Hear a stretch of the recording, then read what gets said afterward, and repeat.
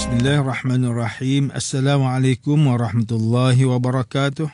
Innal hamdalillah nahmaduhu wa nasta'inuhu wa nastaghfiruh. Wa na'udzu billahi min shururi anfusina wa min sayyiati a'malina. Man yahdihillahu fala mudilla lahu wa man yudlil fala hadiya lahu. Asyhadu an la ilaha illallah wahdahu la syarika lahu wa asyhadu anna Muhammadan 'abduhu wa rasuluh. Allahumma salli wa sallim ala sayyidina Muhammad wa ala alihi wa ashabihi wa tabi'in wa man tabi'ahum bi ihsanin ila yaumiddin. A'udzu billahi minasyaitonir rajim.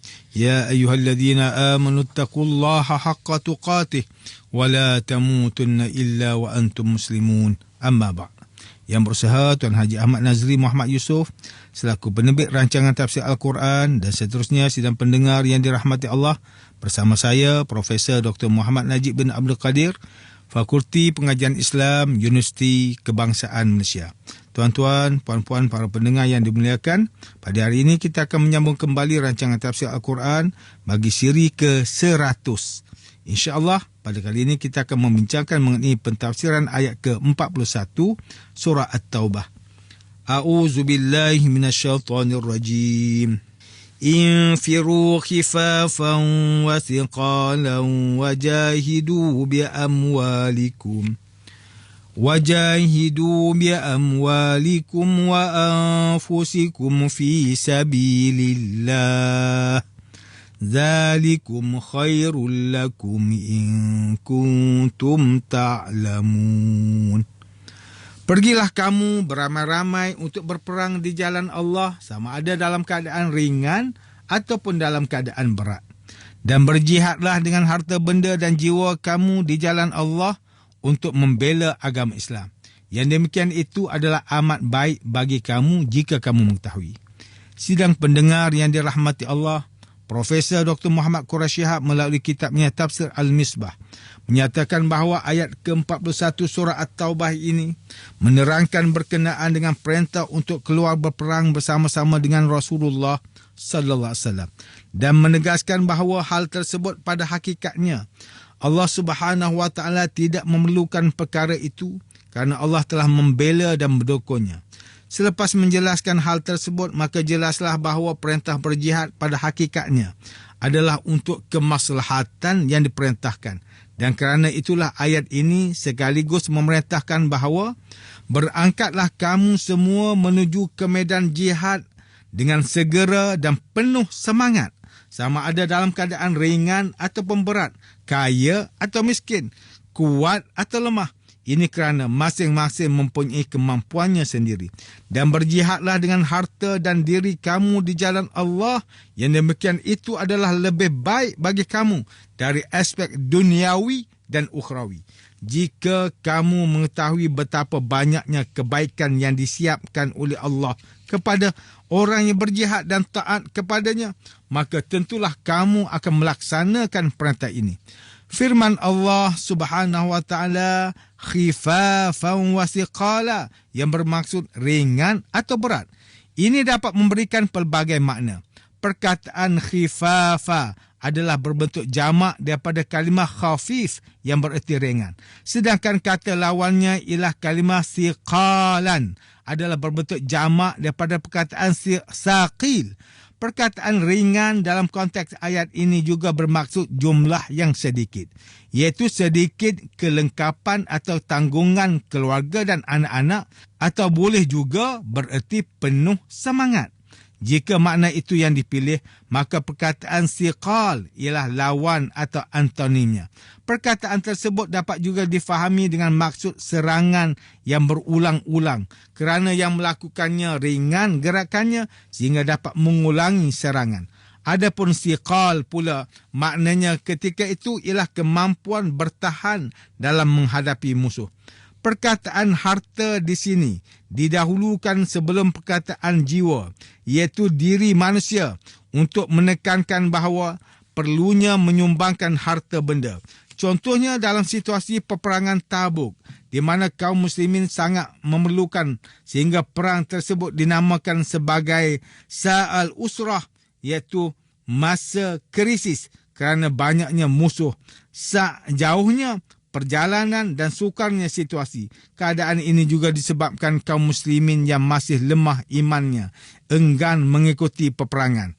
Dalam peperangan ini, Utsman bin Affan radhiyallahu anhu menyumbangkan wang sebanyak 1,000 dirham, iaitu sejumlah wang yang sangat banyak ketika itu, sehingga Rasulullah sallallahu alaihi wasallam berdoa, "Ya Allah, redailah ke atas Utsman, kerana sesungguhnya aku telah reda kepadanya." Demikianlah seperti mana yang diriwayatkan oleh Ibn Hisham dalam kitab sirahnya. Manakala riwayat lain pula menyatakan bahawa beliau menyumbangkan sebanyak 200 ekor unta dengan kelengkapan dan sejumlah wang yang besar. Sidang pendengar yang dimuliakan, berdasarkan kitab tafsir An-Nur, ayat ke-41 surah At-Taubah ini menyatakan bahawa bergeraklah kamu untuk maju berperang di jalan Allah, sama ada kamu dalam keadaan senang dan lapang maupun dalam keadaan sempit dan susah. Apabila perintah umum diwajibkan, maka wajiblah bagi semua Muslim untuk melengkapkan persenjataan bagi berperang, kecuali mereka yang diberikan pengecualian yang diterima oleh syariat. Contohnya orang yang lemah, sakit dan orang yang memang tidak mempunyai kemampuan perbelanjaan untuk pergi berperang.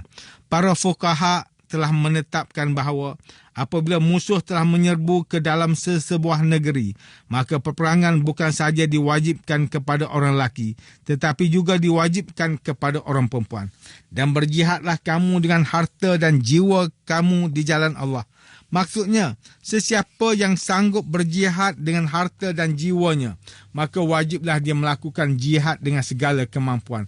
Sesiapa yang hanya mampu berjihad dengan jiwanya atau hanya dengan hartanya, maka wajiblah berjihad dengan apa yang dimilikinya. Para sahabat pada masa itu membelanjakan harta mereka untuk berperang, sama ada untuk kepentingan diri sendiri ataupun untuk kepentingan teman seperjuangan. Lihatlah bagaimana Utsman bin Affan radhiyallahu anhu mengeluarkan hartanya untuk menampung pasukan perang ke Tabuk yang memerlukan perbelanjaan yang tinggi kerana tempatnya jauh dan peperangan tersebut jatuh pada musim panas. Demikianlah pula keikhlasan para sahabat lain yang mempunyai banyak harta.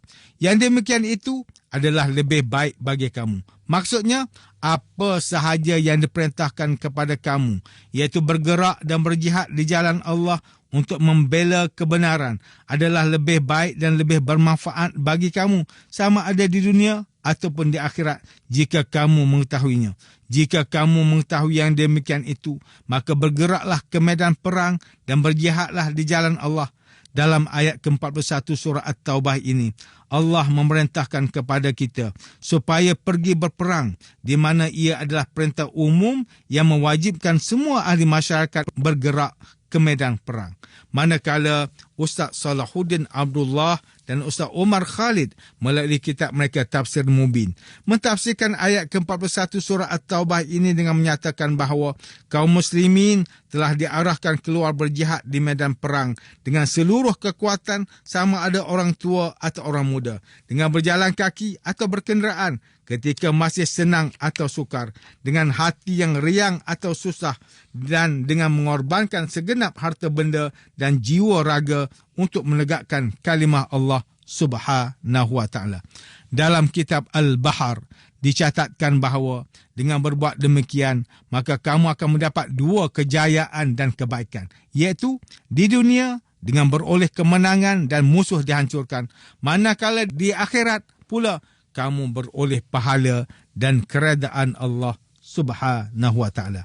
Ringkasnya, kedua-dua ayat tersebut, iaitu ayat ke-40 dan ke-41 surah At-Taubah, merupakan pengisytiharan Allah Subhanahu wa ta'ala kepada kaum muslimin bahawa seandainya mereka tidak mahu keluar untuk membela agama Islam dengan memberikan pertolongan kepada Rasulullah sallallahu alaihi wasallam dalam menegakkan agama Islam, maka ketahuilah bahawa Allah telah pun menolong dan membantu baginda. Melalui ayat ini kita diajak untuk mengenang suatu peristiwa yang amat penting dalam sejarah perjuangan Islam, iaitu ketika Rasulullah sallallahu alaihi wasallam berada dalam Gua Sur bersama-sama dengan sahabat setianya, iaitu Abu Bakar As-Siddiq radhiyallahu anhu. Ketika itu mereka sedang dikejar dan dijejaki oleh orang kafir Quraisy sehingga ke tempat persembunyian mereka. Seandainya pihak musuh menjenguk sahaja ke dalam gua itu, maka sudah tentulah mereka berdua akan dapat ditangkap oleh pihak musuh, kerana tapak kaki mereka berdua pun dapat dilihat melalui tepi gua tersebut. Namun dengan inayah dan perlindungan Allah Subhanahu wa taala, mereka berdua selamat. Pada saat genting inilah Rasulullah sallallahu alaihi wasallam telah memberikan suntikan semangat kepada sahabat setianya Abu Bakar As-Siddiq supaya tidak berasa bimbang dan cemas kerana Allah Ta'ala bersama-sama mereka berdua dan memberikan bantuannya. Manakala tafsir inspirasi pula mentafsirkan ayat ke-41 surah At-Taubah ini dengan menjelaskan bahawa berjuang itu menuntut sekuat tenaga, iaitu dengan jiwa dan harta. Berangkatlah kamu sama ada dalam keadaan ringan maupun berat dan berjihadlah dengan harta dan jiwa kamu di jalan Allah. Yang demikian itu adalah lebih baik bagi kamu jika kamu mengetahui. Ketahuilah bahawa berjuang bersama-sama dan atas nama Allah adalah perkara yang terbaik bagi para mukmin dalam kehidupan ini. Walaupun dengan mengorbankan jiwa raga, Allah menggantikan dengan kebahagiaan di dunia dan di akhirat kepada para mukmin. Sidang pendengar yang dirahmati Allah, demikianlah tafsir bagi ayat ke-41 surah At-Taubah menurut pentafsiran oleh para ulama. Ayat ke-41 surah At-Taubah ini menjelaskan bahawa Allah Subhanahu Wa Taala menjanjikan kebahagiaan dan ganjaran yang besar kepada orang yang menyahut seruan untuk bergerak dan bekerja meninggikan ajaran agama Allah. Ayat ke-41 surah At-Taubah ini juga menunjukkan bahawa manusia sentiasa akan diuji ketika waktu lapang dan susah. Penilaian kehidupan di dunia ini sentiasa akan berlaku untuk menentukan manusia yang paling baik amalannya, iaitu orang yang sanggup berangkat pergi berjuang ketika dipanggil. Allah Subhanahu wa taala berfirman dalam surah At-Taubah ayat ke-40, illa tansuruhu faqad nasaruhu Allah iz akhrajahu alladhina kafaru thaniya ithnain iz huma fil ghar إذ يقول لصاحبه لا تحزن إن الله معنا فأنزل الله سكينته عليه وأيده بجنود لم تروها وجعل كلمة الذين كفروا السفلى وكلمة الله هي العليا والله عزيز حكيم. Jika kamu tidak menolongnya, iaitu Nabi Muhammad sallallahu alaihi wasallam, maka sesungguhnya Allah telah pun menolongnya, iaitu ketika kaum kafir di Mekah mengeluarkannya dari negerinya, sedangkan dia merupakan salah seorang daripada dua sahabat semasa mereka berlindung dalam gua, di mana ketika itu dia berkata kepada sahabatnya, janganlah kamu berduka cita, sesungguhnya Allah bersama-sama dengan kita. Maka Allah menurunkan perasaan tenang, tenteram kepada Nabi Muhammad sallallahu alaihi wasallam dan menguatkan dengan bantuan tentera para malaikat yang kamu tidak dapat melihatnya.